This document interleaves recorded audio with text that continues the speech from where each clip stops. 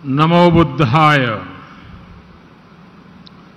इस पवित्र मंगल कार्यक्रम में उपस्थित उत्तर प्रदेश के राज्यपाल श्रीमती आनंदीबेन पटेल, उत्तर प्रदेश के मुख्यमंत्री श्रीमान योगी आदित्यनाथ जी,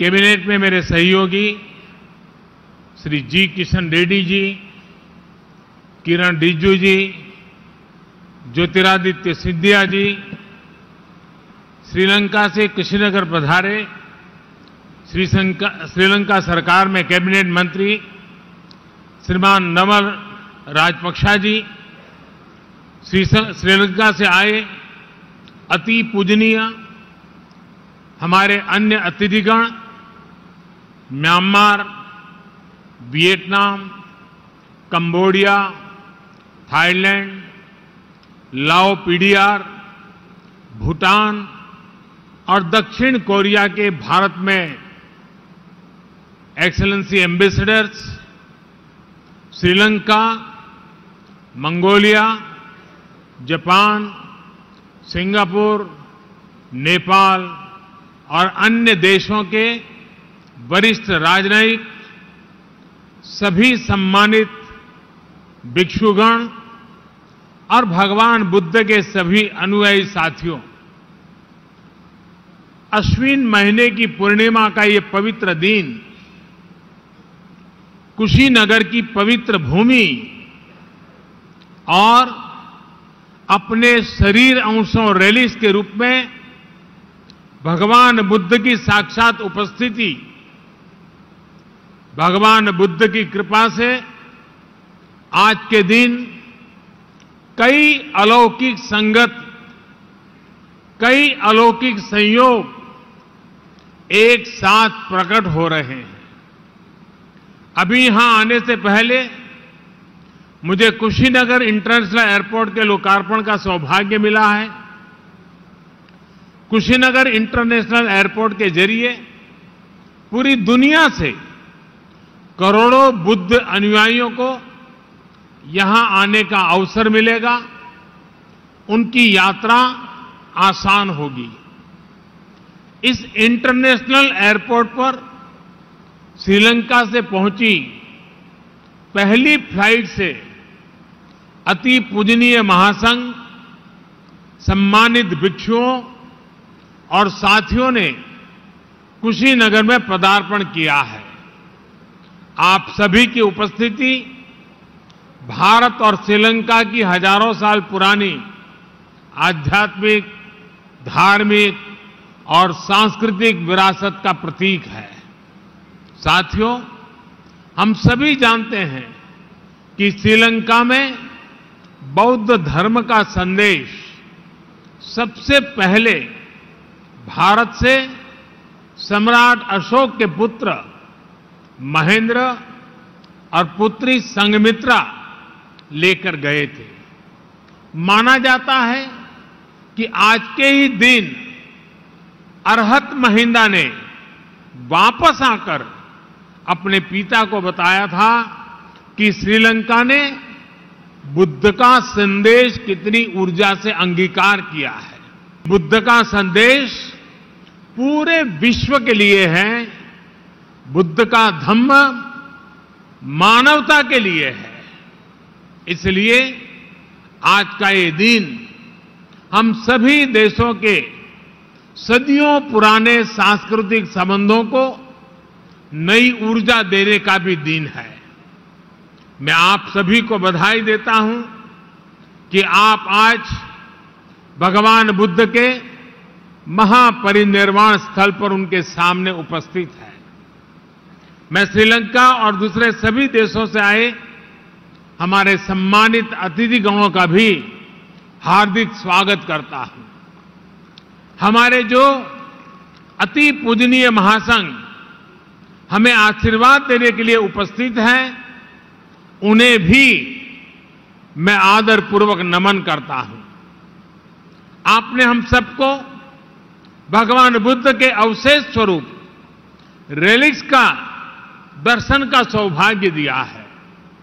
यहां कुशीनगर के इस कार्यक्रम के बाद आप मेरे संसदीय क्षेत्र वाराणसी भी जा रहे हैं। आपकी पवित्र चरण रज वहां भी पड़ेगी, वहां भी सौभाग्य लेकर आएगी। साथियों, मैं आज इंटरनेशनल बुद्धिस्ट कॉन्फेडरेशन के सभी सदस्यों को भी बधाई देता हूं। आज एक और महत्वपूर्ण अवसर है, भगवान बुद्ध के तुलसीता से वापस धरती पर आने का। इसलिए आश्विन पूर्णिमा को आज हमारे भिक्षुगण अपने 3 महीने का वर्षावास भी पूरा करते हैं।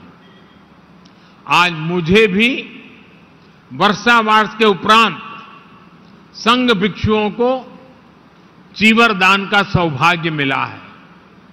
भगवान बुद्ध का ये बोध अद्भुत है, जिसने ऐसी परंपराओं को जन्म दिया। बरसात के महीनों में हमारी प्रकृति, हमारे आसपास के पेड़ पौधे नया जीवन ले रहे होते हैं। जीव मात्र के प्रति अहिंसा का संकल्प और पौधों में भी परमात्मा देखने का भाव, बुद्ध का ये संदेश इतना जीवंत है कि आज भी हमारे भिक्षु उसे वैसे ही जी रहे हैं।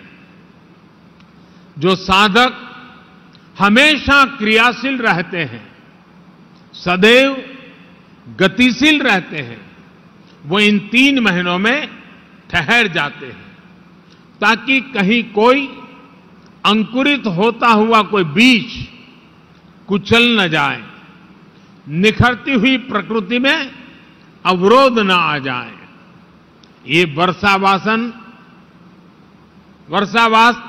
न केवल बाहर की प्रकृति को प्रस्फुटित करता है, बल्कि हमारे अंदर की प्रकृति को भी संशोधित करने का अवसर देता है।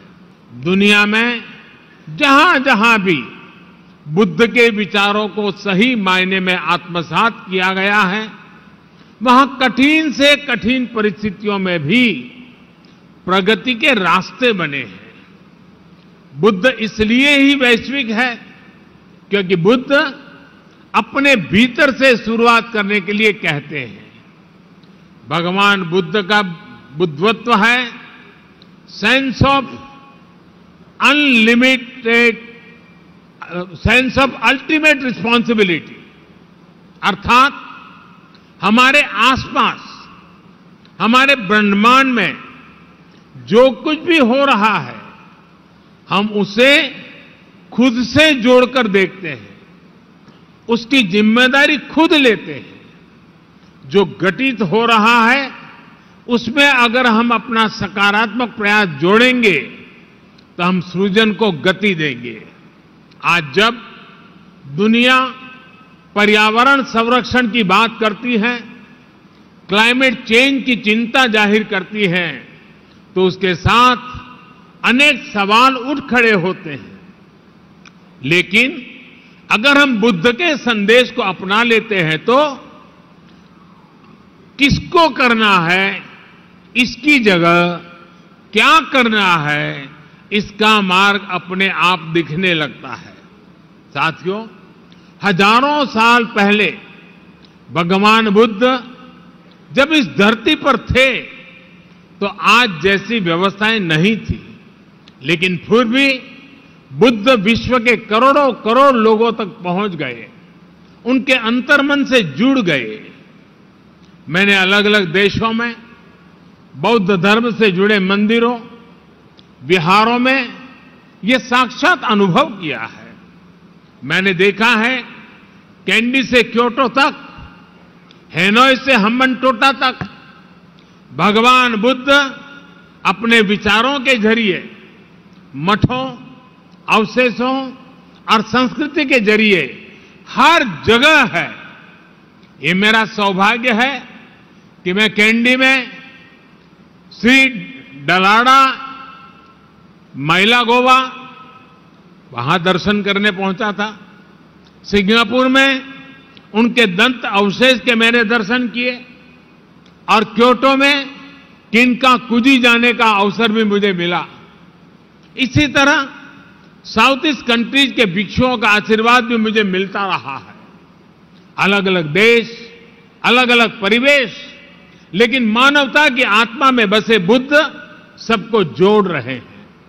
भारत ने भगवान बुद्ध की इस सीख को अपने विकास यात्रा का हिस्सा बनाया है, उसे अंगीकार किया है। अहिंसा, दया, करुणा ऐसे मानवीय मूल्य आज भी उतनी ही सहजता से भारत के अंतर्मन में रचे बसे हैं। इसलिए बुद्ध आज भी भारत के संविधान की प्रेरणा है। बुद्ध का धम्म चक्र भारत के तिरंगे पर विराजमान होकर हमें गति दे रहा है। आज भी भारत की संसद में कोई जाता है तो इस मंत्र पर नजर जरूर पड़ती है, धर्म चक्र प्रवर्तनाय।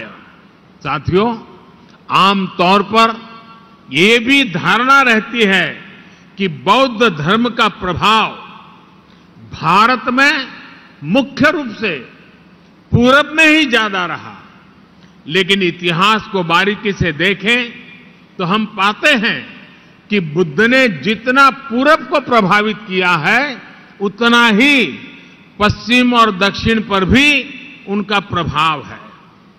गुजरात का वडनगर, जो मेरा जन्म स्थान भी है, वो अतीत में बौद्ध धर्म से जुड़ा एक महत्वपूर्ण स्थान रहा है। गुजरात का ये अतीत इस बात का प्रमाण है कि बुद्ध दिशाओं और सीमाओं से परे थे।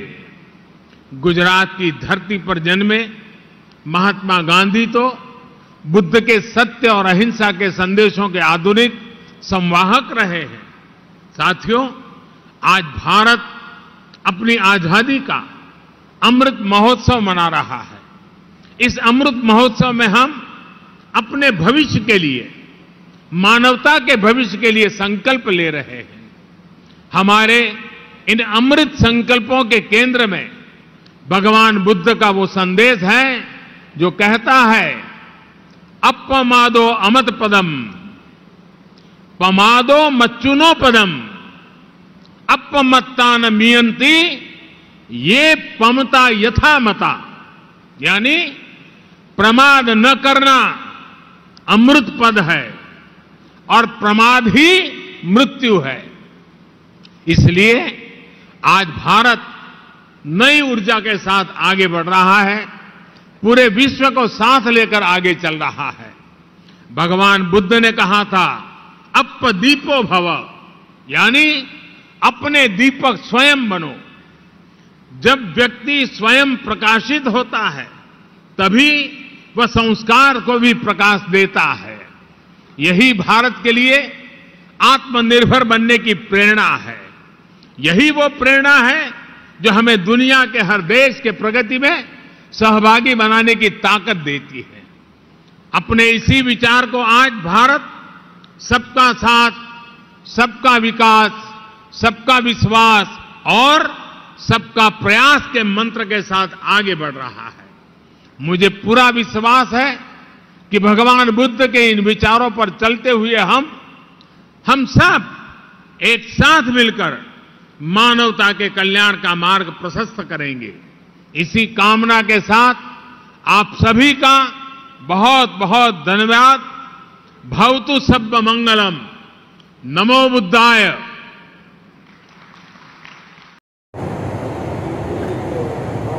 नमस्कार, आपण पाहताय महाराष्ट्र सध्या यूट्यूब चॅनल, आपल्या हक्काचा आपला चॅनल। मी तानाजी कांबळे आपले स्वागत करत आहे। महाराष्ट्र सध्या यूट्यूब चॅनलचे असेच नवनवे व्हिडिओ आपल्या मोबाईलवर पाहण्यासाठी महाराष्ट्र सध्या यूट्यूब चॅनल लाईक करा, शेअर करा, सबस्क्राईब करा। धन्यवाद।